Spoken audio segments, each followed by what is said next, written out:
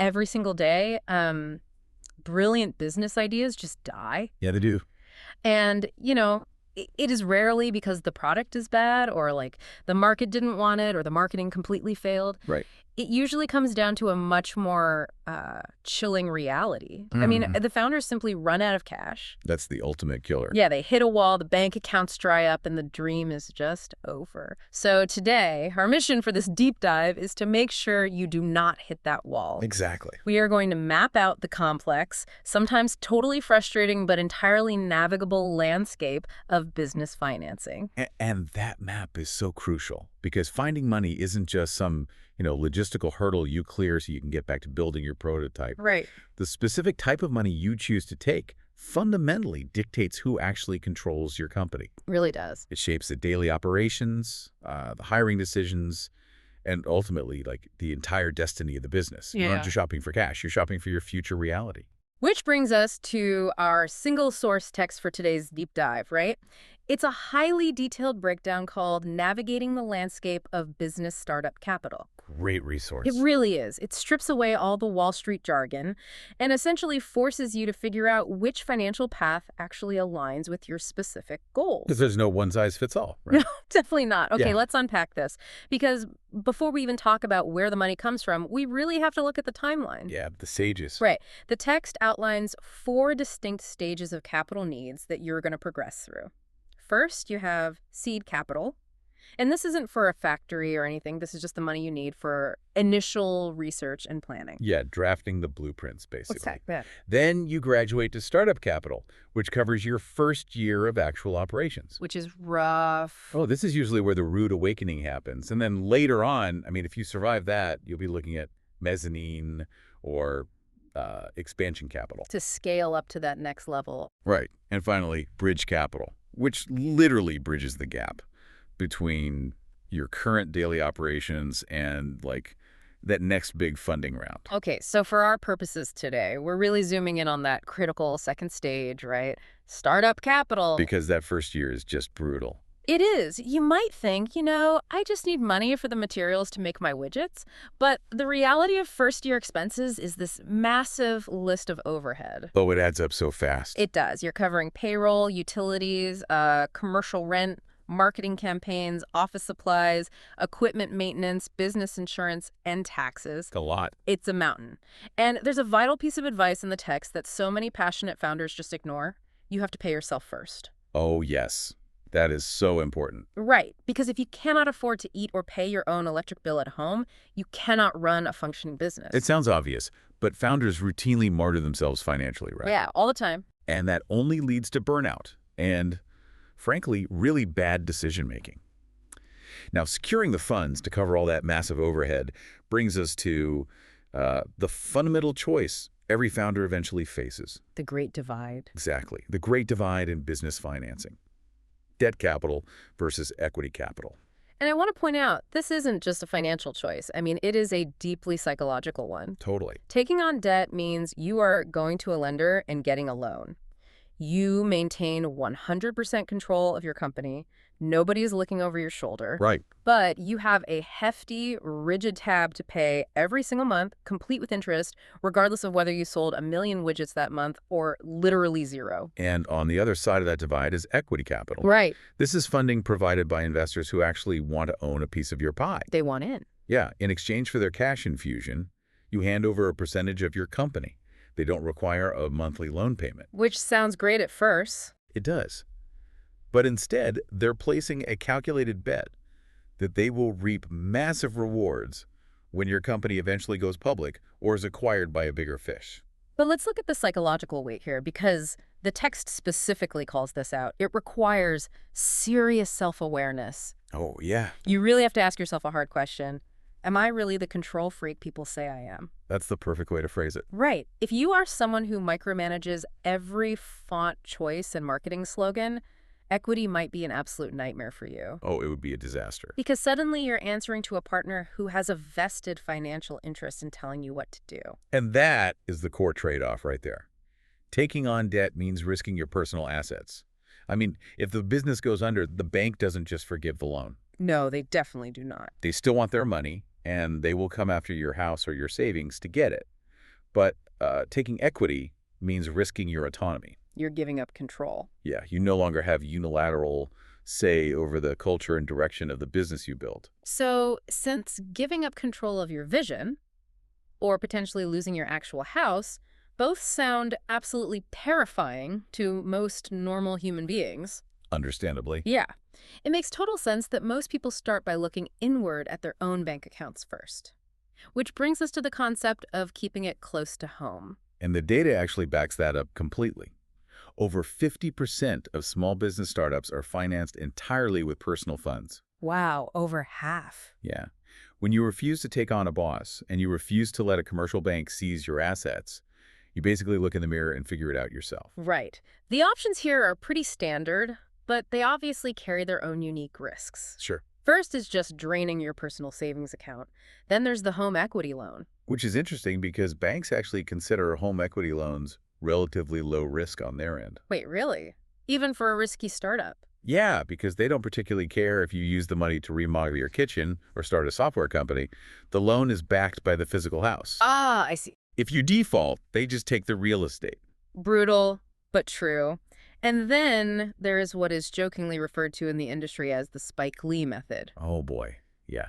Funding your dream using those pre-approved credit cards that just relentlessly show up in the mail. It is an incredibly dangerous game to play. Extremely dangerous. It is basically walking a financial tightrope without a net. I mean, you are funding payroll on plastic. Right. One bad gust of wind, like maybe a delayed product launch or a supply chain issue, and suddenly you are drowning in late fees and insane 20% interest rates. It spirals fast. It really does. You can completely ruin your personal financial future before the business even gets off the ground. A far safer route, I mean, assuming your specific business model allows for it, is bootstrapping. Okay, break that down. So this is where you make a very small, calculated initial investment, get a minimum viable product to market, and then you plow every single cent of profit from your early sales directly back into the company. To fuel the growth. Exactly. Yeah. It works remarkably well for service-based industries where you don't have like massive upfront manufacturing costs or the need to hire a team of 50 people right out of the gate. But let's paint a realistic picture here. What if your savings are wiped out, you rent an apartment so there's no home equity to tap, and bootstrapping is just way too slow for the market you're trying to capture? Then you're looking at your immediate network. Right, friends and family. Asking your parents, your grandparents, or maybe that successful college roommate who just sold their own startup. This raises an important question, though. The conventional advice from the text is that if you pitch friends and family, you should present your business plan to them with the exact same rigor you would use for a professional venture capitalist. Right. But is treating your grandmother like a VC actually realistic? I would argue it's almost impossible. I mean, you can't just hand grandma a slick slide deck and expect her to objectively analyze your total addressable market. No, you really can't. And that is exactly the danger. Tapping your family for capital almost always leads to what we call constant contact. Oh, the Thanksgiving dinner updates. Exactly. Yeah. They are going to pester you about how their money is doing while you're passing the gravy. Mixing love and money requires incredibly strict, almost unnatural professional boundaries. You have to get it in writing. You absolutely must use written promissory notes and formalize the debt. Otherwise, you risk turning a business failure into a total family disaster. So when grandma's retirement fund is off the table and the credit cards are maxed out, you're basically forced to turn to the professionals. Yep. But the professionals are not exactly standing on the corner handing out checks to anyone with a bright idea. So let's look at the cold, hard reality of commercial bank loans. The very first thing you need to understand is the psychology of a commercial banker. Banks are fundamentally, structurally allergic to startups. Allergic to... Completely. Yeah. Their entire business model is built on risk aversion. Yeah. They don't care about your passion. They don't care about your world-changing vision. And they frankly don't care how hard you work. Oh. They want to see a couple of years of proven historical profitability. Which a startup obviously doesn't have. Right. And when they do decide to lend to a newer business, they demand asset-backed borrowing. Which means collateral. Exactly. They want your real estate, your commercial vehicles, your expensive machinery. I mean, you might even end up putting the kid's college fund on the line to secure a commercial loan. It happens all the time. And there is a crucial rule of thumb here in the text regarding how you structure that debt. You have to match the loan length to the lifespan of the asset you are buying. That is so key. You do not finance 6 months' worth of disposable widget supplies with a 15-year term loan. No. Because if you do, you will literally be paying compound interest on cardboard boxes that were thrown away a decade ago. Exactly. The math has to align. Now, because local commercial banks are so hesitant to lend to unproven founders, the U.S. government actually steps in with the Small Business Administration, or SBA. But there is a massive misconception here. The SBA does not lend money directly to you. Wait, really? People always think they do. I know, but they don't. They act as a safety net for the bank. By guaranteeing a significant portion of the loan, the SBA artificially alters the bank's risk algorithm. Giving the local banker the confidence to finally approve it. Exactly. So it's basically a cosmic cosigner. That's a great way to put it. And the mechanics of this are pretty specific, right? Under a standard 7A loan, you can borrow up to $2 million. Right. And the SBA will guarantee up to $1 million of that. Yep. But if your loan is smaller, say under $150,000, the government steps up and guarantees a massive 85% of it. Which is huge for the bank. Right. But if it's over that amount, the guarantee drops to 75%. And if you're in a situation where you need capital immediately, like to save an account or fix a broken supply chain, there's the SBA Express option. How fast is Express? They can push an approval through in just 36 hours for loans up to $150,000. Wow, 36 hours. Yeah, but the trade-off for that speed is that the SBA only guarantees 50%. Oh, so the bank is taking on more risk. Exactly, which means they might scrutinize you harder. They also facilitate microloans, which average around $10,500, maxing out at $35,000. And what's brilliant about the microloan program is that the lender isn't just handing over cash, right? Right. They are actually required to provide you with ongoing business training and technical support. Which is often more valuable than the money itself. Absolutely. Now, if you are scaling fast and need serious cash, say over $500,000, and the traditional banks are still shutting you out, you can look into commercial finance companies. Yeah, that's another route. They are way more willing to take a risk on a growing business, but they obviously price that risk into the loan.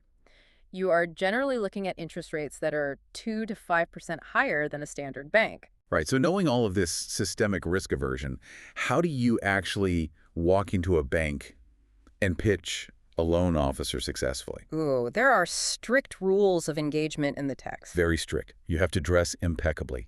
You must be completely aggressively truthful about your financials because their underwriters will absolutely uncover any exaggerations. They will find it. Oh, they will. And crucially, you have to execute a very specific performance. The performance. I love this part. You must show extreme confidence and present a matter-of-fact air of not actually being desperate for their money. So what does this all mean for the founder sitting in the lobby waiting for their appointment?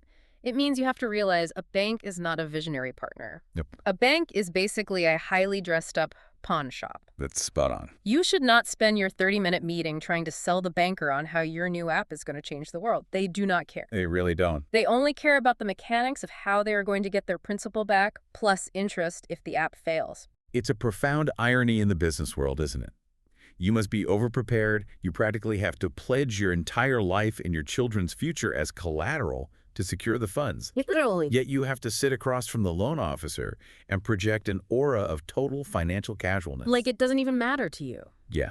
It is a very difficult psychological performance for a stressed-out founder to pull off. Well, if banks are completely allergic to risk and actively ignore your world-changing vision, who actually does care about massive, risky, explosive potential? Enter the high-stakes, adrenaline-fueled world of angels and venture capital. Yes. Yeah. This is a completely different landscape, right? Governed by completely different mathematical realities. Let's start with angels. Okay, so angel investors are typically wealthy individuals investing their own personal money locally. They're usually writing checks under $200,000. Which is surprisingly common. Oh, they are actually the largest single source of startup capital. Wow, really? Yeah. And they're called angels because, unlike banks or VCs, they usually aren't looking to aggressively control your daily operations. They often want to act as a mentor and just give back to the local business community. But then you graduate to venture capitalists, the VCs. Yeah. Here's where it gets really interesting. Oh, yeah. Because you read the tech blogs and you hear about raising VC money like it is the ultimate prize for a founder. You ring a bell, pop champagne, and you've made it. Right, the unicorn dream. But we need to look at how they actually operate. VCs are firms that pool money from very wealthy people, university endowments or pension funds, into a massive fund. Let's use $100 million as a clean example. Okay. They then take that $100 million and invest it across maybe 10 to 20 hand-picked companies, putting roughly $10 million into each. And their timeline is incredibly aggressive. They expect a liquidation event within 3 to 7 years. 3 to 7 years. That is fast. It is. That means your company either goes public through an IPO or gets acquired by a tech giant. They operate on the law of averages, and the math is just ruthless. How so? Well, they fully expect that out of those 10 companies, 7 or 8 will completely fail and go to zero. Just totally wipe out. Yep. But they need one massive outlier win. If they put $10 million into your company, they need you to return $50 or even $100 million over 5 years. Wow. Yeah, just to secure the mandated 20% annual return on investment for their entire $100 million fund. Because they have to make up for all the losers in their portfolio. Exactly. So to get that astronomical return, they demand a huge piece of the pie up front. The mechanics of this are wild. VCs typically take anywhere from 10% to 50% equity in your company. Half your company. Yeah, and the original shareholders, including you, are immediately diluted. And to even get to that point, your pitch has to be flawless. I mean, a VC firm might see 100 business plans a week, and they might fund 5 to 10 in an entire year. Talk about a needle in a haystack. Right. And because they are betting the farm on you, they demand an incredibly experienced management team. If you gave your best friend or Cousin Louie a token seat on your board of directors when you started out, Oh, Cousin Louie is gone. the VC is going to force you to fire them immediately and replace them with an industry veteran. They don't just take your equity, they take control. Yes, they do. They take a seat on your board, they insert clauses that require their approval for spending over certain thresholds, and they have veto power over your key executive hires. Which is a huge shock to most founders. Which really makes me push back on this whole glamorization of VC money. I mean, you spend years building a company so you don't have to work for the man, and then you sign a term sheet and realize you basically just hired a boss. A very demanding boss. Right. A boss who can potentially fire you from your own company. Weren't we starting a business in the first place to be our own boss? Sure, the loss of control is jarring. But let's look at the alternative. Being the undisputed unilateral boss of a company that is going bankrupt because it can't afford to acquire customers isn't exactly the dream either. Fair point. Sometimes handing over 20 to 30% of your company to a VC is literally the only mathematical way your business survives the first 2 years of cash burn. I suppose 80% of a watermelon is better than 100% of a grape. Exactly. And if we connect this to the bigger picture, taking venture capital fundamentally changes your entire business model. How so? You are no longer just a company selling a software subscription or a physical product. Your company itself has become a financial product. Wow. Oh. And that product must be packaged up and sold to the public or a larger corporation within that 3 to 7 year window, no matter what. Which is why the text emphasizes that founders must research the VCs just as hard as the VCs research them. Yes. You have to ask other founders in their portfolio. Have they been too controlling? Do they actually understand the nuances of your specific market? Yeah. Or are they just going to force you to grow way too fast and crash the company? Exactly. And it's worth noting that some industries simply have no choice but to play the VC game. If you're building a massive tech platform or a .com, you might need $50 to $100 million just to survive long enough to reach an IPO. Oh, absolutely. And a staggering amount of that money, sometimes up to half, is spent purely on advertising and marketing just to build the massive user base required to justify the valuation. You cannot bootstrap a global social media network. You really can't. But what if you are a traditional business? You don't want to sell your soul to a VC. The bank looked at your zero profit history and laughed you out of the room, and grandma said no. Right. Are you just out of luck? Thankfully, no. The financing landscape offers a final grab bag of highly creative, lesser-known lifelines. These unconventional methods are all about freeing up cash when the traditional doors are totally bolted shut. First is equipment leasing. Okay, how does that work? Instead of draining your precious cash reserves to buy heavy machinery, delivery trucks, or expensive computer servers outright, you lease them for a monthly fee. Makes sense. This keeps a massive debt off your balance sheet, preserves your working capital for payroll, and actually helps you build a solid commercial credit history. Very smart. Then there is factoring. I find the mechanics of this one fascinating. Factoring is wild. It is. Factoring is when you sell your accounts receivable, which is just the money your customers currently owe you to a specialized firm at a discount, Yep.